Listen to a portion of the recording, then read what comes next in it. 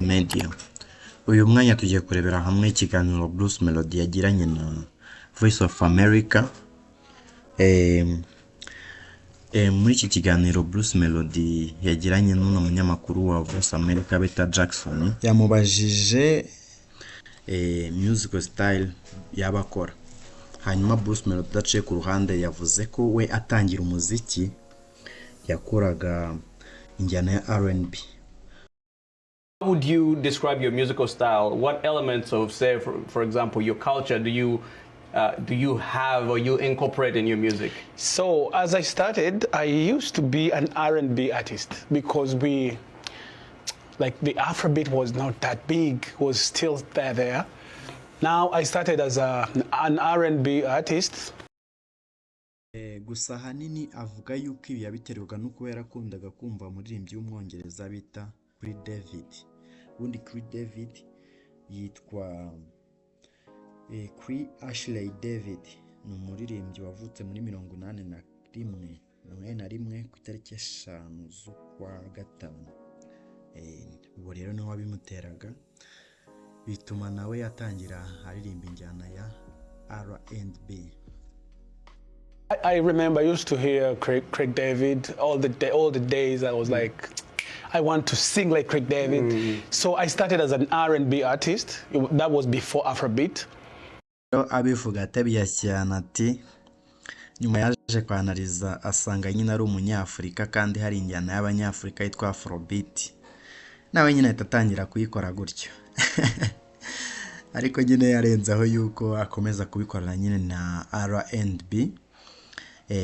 Nubwo nyuma avuga ko hari n'amapiano yaraje nayo nyine ageza kuyakora. Avuga ko ubundi we ajyana n'icyerekezo agendana n'ibigezweho mu make. For Afrobeat, and then when we realized that we are Africans, and then there's a style called Afrobeat, I was so impressed. Like I wanted to learn more even in Afrobeat. So we started mixing R&B and Afrobeat. So by the time we were doing Afrobeat, then Amapiano comes. Yeah. And then we started doing Amapiano. So I don't have this particular genre that I do. I just do music. And when it comes about... When it feels good?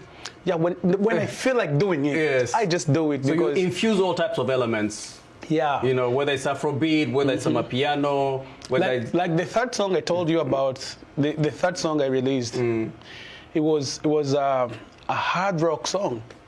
Hard rock song. Yeah, wow. It's called Ozanda. You go and that takes a lot of courage to do a hard rock song in Rwanda. Jackson yabwiye Bruce Melodie ngo mubwire uko ahuza amagambo ari kwandika indirimbo. Nuko Bruce Melodie aramubwira ati ngiye buryo nandika indirimbo biterwa na inspiration nabyukanye cyangwa naramukanye. Ahitamo urugero rw'indirimbo izasohoka kuri album ye yenda gusohora yitwa Colorful Generation. Aramubwira ati ngiye nk'urugero narabyutse numva nshaka kwandika indirimbo njya muri studio yanjye mu rugo. Nuko ntangira gucuranga piano ariko bigeze hagati nkabura ijambo, ariko mfata telefone ntangira kwandika ijambo rya mbere nahereyeho ni Colorful Generation. Nuko ngo konye nandika indirimbo biterwa na inspiration muri make. So talk to us about your creative process when you're writing your music. How do you typically approach writing and composing songs? It depends on inspiration, but one day, like I have a song called, it's not yet out, it's on my album, which is going to be out soon. Oh, big news, breaking news, you have an album coming out. Yeah, I have an album coming out. Yeah. So I have a song on the album called Colorful Generation. You know what happened? I was asleep, and then I woke up, I was like, I feel like doing a song, and I have a home studio in my house. I went to the studio, it was 3 in the morning. In the morning, yeah. And I went to the studio, I played some piano, I was like, nah, I cannot do this. I went back to sleep, but I couldn't sleep. So I took my phone and just trying to write something, and in my mind, the first word was like, Colorful Generation. And I started writing the lyrics. Normally I don't do that. I just I'll be in the studio, I start with the beat, I put some melodies. When I'm good with the melodies, I start writing lyrics. Around the melody. By the time it was totally different. I started writing things. Yeah. I wrote, and then boom, done. I went back to sleep. In the morning, I did some chords on piano.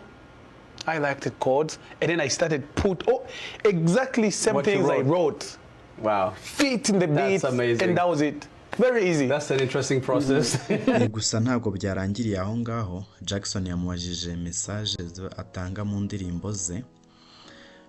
Avuga ko indirimbo zazikorera ingeri zitandukanye. Yaba abishimye, babaye, hose nyine umuntu arisanga. Yamuhaye urugero ku ndirimbo yitwa Ikinya, yabaririmba bavuga ngo twanyweye twasinze. Avuga ati nyine izi ndirimbo zanjye buri wese abagomba kuzisangamo. What are usually some of the messages you have in your song? I know most of your songs are feel-good songs, happy songs, I have even fun. have some sad songs. Yeah. Like on the album, I have a song. I even posted that on my TikTok. There's a song called Narinzi Kuzagaruka. It's a song I did for my mom. Like she passed away when I was young, and I was like, I did the song for my little sister, the young sister of mine. She was very young, and then I tried to feel how she felt.